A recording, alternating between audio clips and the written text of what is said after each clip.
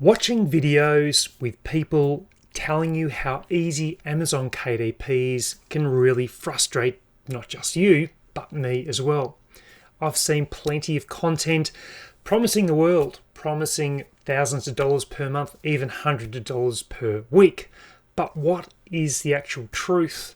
What can you expect on your journey?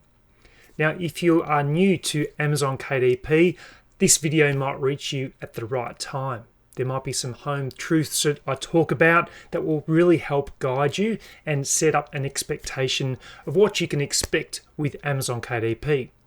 Maybe you are flying with Amazon. Maybe you're selling plenty of books. Maybe there are some things within this video that might also resonate with you, but you'll see that many videos that talk about Amazon KDP only talk about the good things, the positive things that come out of it. But what are the hard challenges that you're likely to face? Now, if you haven't been to my channel before, welcome. My name is Romney, and thank you very much for watching this video. I look forward to providing you some more truths about Amazon KDP in this video, so hopefully you find it useful.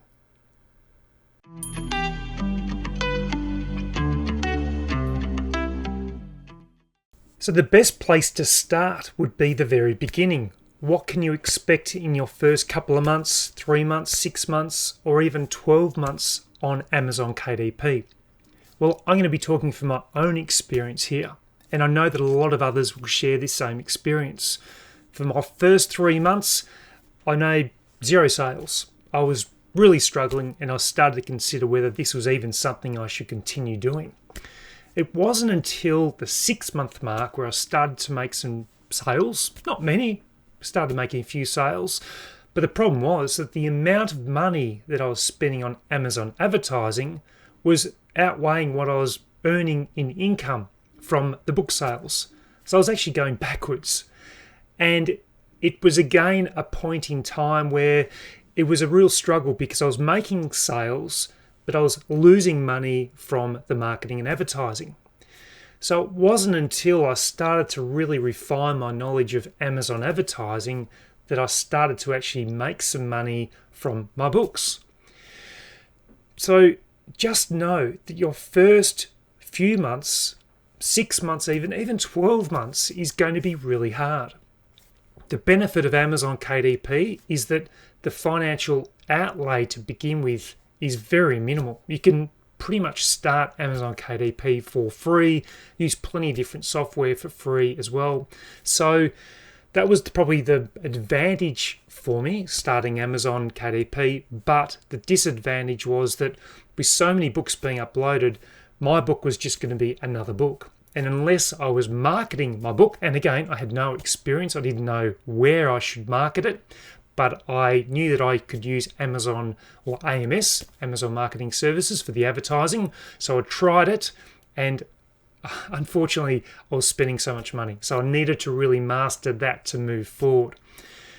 So just coming back to the first point, expect your first few months, even 6 months, even up to 12 months, where you do struggle to generate sales and make some income. Now, if you are losing money with Amazon because you're either not making sales, well, you really need to sit back and identify what the main issues are. There are plenty of things that could go wrong. You could have covers that they might just look unprofessional. You're trying to do them yourself, trying to save some money, and they just don't look great. Therefore, why would a customer want to buy them? Why would they want to click on them to look at them? Your description obviously needs to be great. And again, it's something that I've had to work on with my books, something to attract customers. So that's one of the first home truths. I just know that your first number of months is really hard. And I can identify with those people where I see people saying that I've made 0 sales. I've uploaded 20 books, haven't got one single sale. But remember, and I've said this in other videos before, Amazon do not care about your book unless you can make it sell. They are not going to do the marketing for you. So do whatever you can to market your book. And one of the home truths is that you can't expect Amazon to do any marketing for you. You need to do it yourself. And that's a big lesson that I learned. I was putting a few books up, hoping that people would find them. I didn't really have much of a budget to market. And when I did have a bit of a budget, I blew it on Amazon ads. And it wasn't until I learned how to use that platform by investing in a course that actually helped me. And that investment in the course saved me thousands of dollars over the journey now. So make sure that you look at ways that you can improve your marketing to begin with your Amazon journey. So that's the first truth, I guess, for starting out with Amazon. The next thing I want to talk to you about is the number of books you can publish. So one of the key questions I always get is if I've made $1,000. So just say I've made a video about creating $1,000. One of the first questions will come in, well, how many books have you made?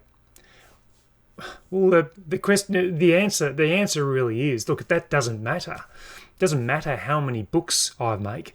It's the quality of the books that I have created that are ones that are generating the sales for me. And I've created some pretty ordinary books over my journey. I've created some great books as well, and they're the ones that continue to be evergreen books that continue to sell. And the first books that I've made, I look back on them and I reflect on the covers that I've made, and they were very ordinary. I mean, I wouldn't buy them at all myself. Looking back at them, I think, what was I thinking with those covers? And it's probably an area of my publishing where I reflect back on it, and they weren't high quality, but I learnt to develop high quality from making those initial mistakes. And you might create 1,000 books. You might see YouTubers that have created 2,500 books, and they might be making thousands of sales, but not every one of those books is going to be making sales. They might only have 20 in their portfolio that are making sales. And yes, you could argue, well, if I create 1,000 books and I've got 20 books that are doing well, that's what I need to do. But I would argue that you need to focus more on creating those quality books and spending time on those books to get the launch right and to price them correctly, get the covers right, the descriptions right, rather than just throwing books up and hoping one will actually get some traction. Because that's going to be the wrong approach for the long term if you're going to do that. You can use the first books to learn, but really as quickly as you can, focus on books that are going to have more of a longer shelf life or more of an evergreen sales approach. No content books, I believe, particularly these days, have a short shelf life. I don't think that you're going to have much long-term income from those books. It's a very crowded space now. You need to evolve and look at different books that are doing well and try and make better versions of those kinds of books in different particular niches. I've really slowed down my publishing. In fact, I've slowed down to the fact now where I've maybe only publish a book every 2 months. I spend that much time getting that book right before I publish it. And there are books that plenty of books I've removed now just for the fact that they're either not selling or I think they're not very good. So why keep them on the platform? So that's what I wanted to discuss with that point there. Don't worry about the number of books. Don't ask that question because it shouldn't be about the number of books. It's about the quality of the book that you're providing to customers that will, over time, track really well. And by reducing the number of books you publish, you then focus on the quality and the launch of those books. Whereas if you're creating 20 books and loading them up all the time, you're going to have very little, if any, time of spending on that launch, which is going to be critical to the long-term success of that book. The last thing I want to talk about is addressing book sales and what you can expect for little or no effort.